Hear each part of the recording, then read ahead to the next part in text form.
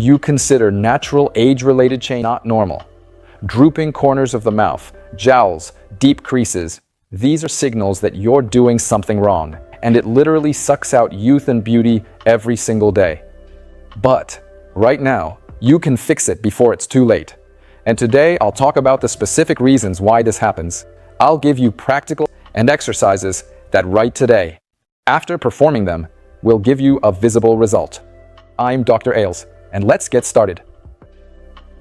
The first reason why creases appear is related to chronic facial puffiness and the anatomy of fat pads. If you look at the face, you'll see that the fat pads are divided into sections.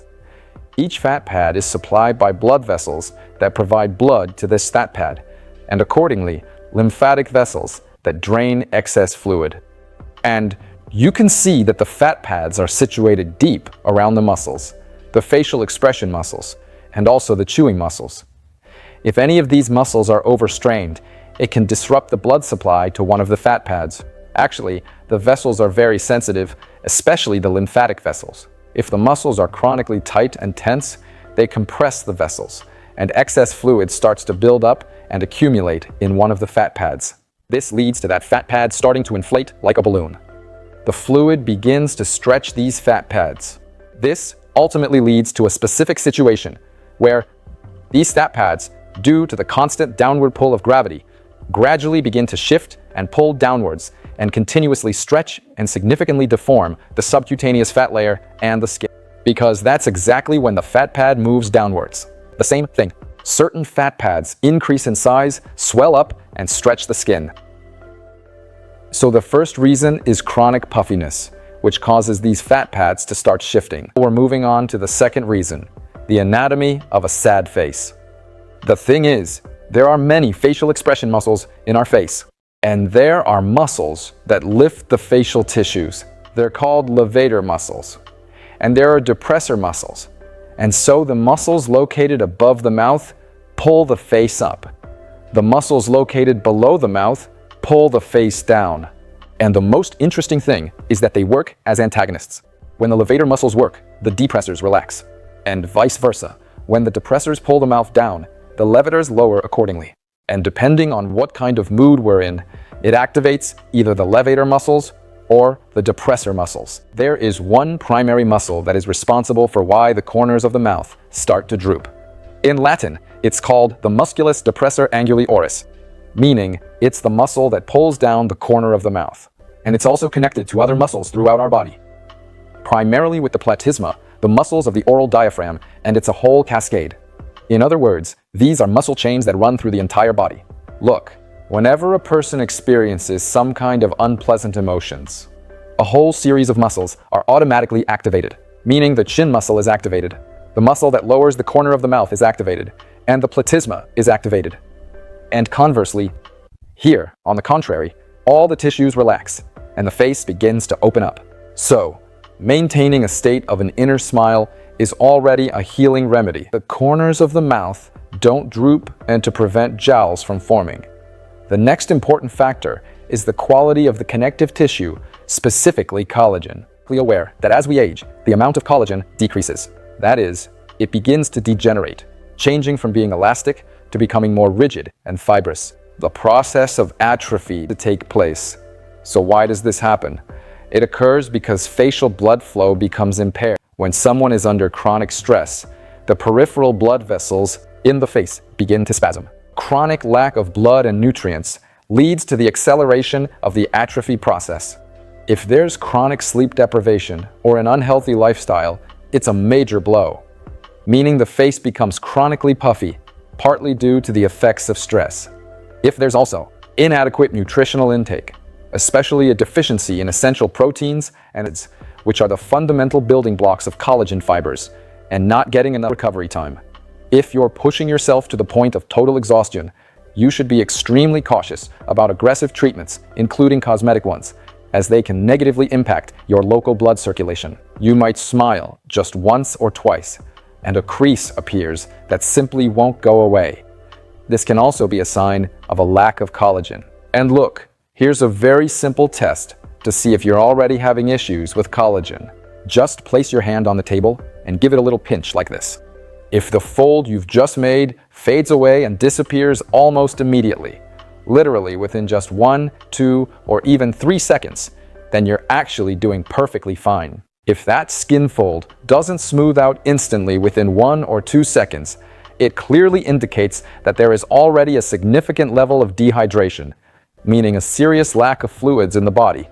And it shows that your skin's natural elasticity has already been noticeably reduced. Where do you see the most wrinkles and creases? Please write in the comments.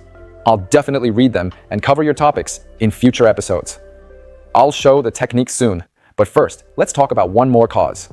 It's the tension that comes from the body. And as an osteopath, I work holistically with the body and know that mechanically, through myofascial chains, the nervous system, the circulatory system, from the feet to the crown, all structures are interconnected. Believe me, from experience I can say that a protruding belly also affects your face, and your facial contour can suffer from it. Before I show you the exercises, I want to invite you to my rejuvenation program to lift and tighten body. You don't need to worry about combining exercises yourself. All you have to do is join my Mind Body Face community, and every day you'll receive our daily guided workout session for working on your body and face, and you'll see results on your face very quickly. And I'll leave the link below this video in the description. And now we begin our practice. And we'll focus our attention on the orbicularis oris muscle and the platysma. I want you to really settle into the zone and feel exactly how much deep-seated stress and tension is there. Accumulates in this part of the face. To make this practice as successful as possible, I would highly recommend setting aside all other tasks, locating a peaceful and quiet spot where you will not be interrupted or disturbed, and sitting at a table so you can comfortably rest your elbows on it. And first, we'll start like a meditation. Why? So that you can relax your body. Let go of thoughts, relax the nervous system, and it shifts into parasympathetic activity, which means calming down.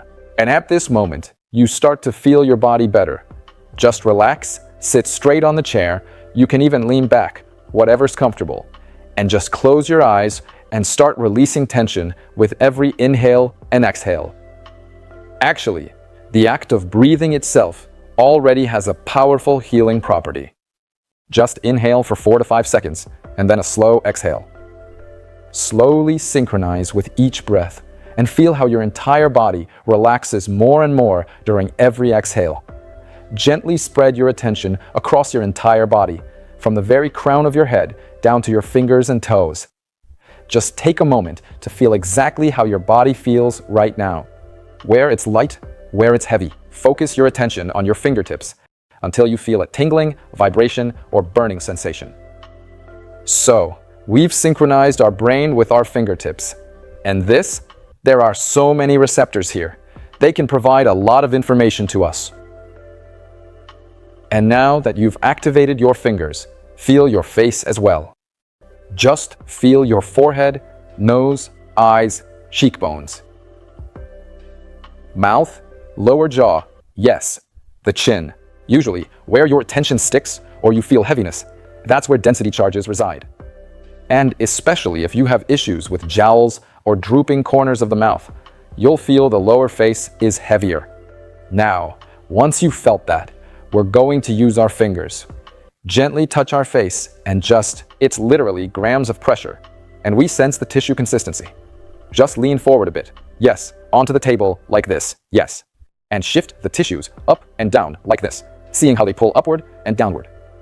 Often, you'll notice the tissues pull upward less easily, while they slide down quite freely, because there are tissues below that pull more strongly, meaning there's an imbalance in the tension. There's a constant displacement vector, right by the ear, yes, on both sides. Then here, the cheekbones, and the mouth, yes. So, right in the area of the mouth corners, and right here, where the jowls are. And just close your eyes, relax, and shift them around. And you'll likely feel that a lot of physical tension can accumulate right here in the chin area. So, what you're going to do is firmly grasp the mouth muscle just like this, and then start pulling it very gently and steadily. And then, you'll want to start breathing deeply as if you are drawing air through these specific zones. meaning take a deep breath in and out. Yes. And feel how these tense tissues, the muscles here, the fascia, they begin to gradually smooth out. The thing is, often, if you start pulling and focusing on this area, you might feel, even right here, that there are some unpleasant emotional charges. So, on the inhale, we sort of concentrate all that physical and emotional tension. And on the exhale, we release it. Take the area. I'm doing this, moving up and down, and I find the specific vector where the tension is most pronounced, where the pull is actually going. And this pull can even go down here, along the platysma muscle, even all the way down to the chest area.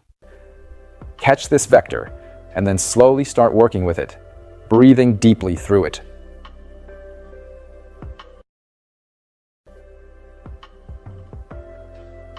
Take a breath.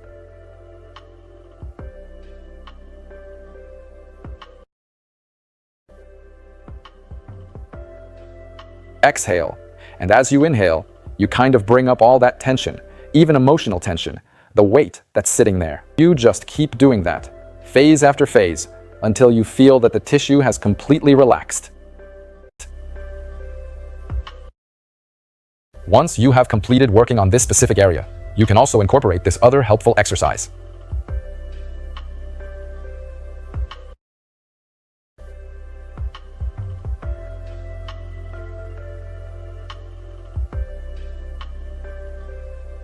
Next, moving on to this area here. So there's a small bone here called the hyoid bone. You just place your fingers and start moving it from one side to the other. So your goal is simply to make sure this area stays soft.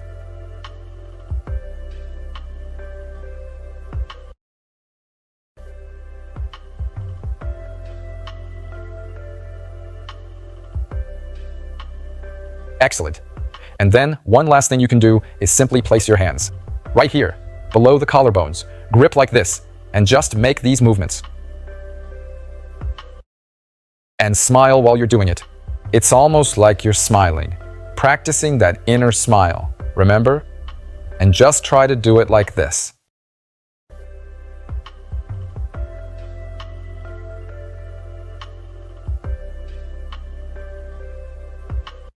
Overall, if you do at least these exercises, you'll get a great result. Take a close look in the mirror, both before and after, and you'll see exactly how this area visibly firms and tightens up. Even more importantly, in terms of how it actually feels, just gently move these soft tissues again, and you'll feel they've become much more elastic, vibrant, and alive. Please let me know in the comments how you like these techniques and what you felt. Your feedback is very important to me. Behind drooping corners of the mouth are certain systemic processes at the metabolic level, like we discussed. Blood flow, metabolism, chronic inflammation, collagen atrophy, and psychosomatics that activate our facial muscles, creating certain masks on the face. And of course, there's a lot to study here. Basically, in body therapy for over 20 years. That doesn't mean you need to spend as much time as I have. But you can definitely explore much more deeply into this, and it's a truly incredibly fascinating journey. So be sure to subscribe to the channel, because here you'll become younger, more beautiful, and healthier. This was Dr. Ailes. See you next time. Bye.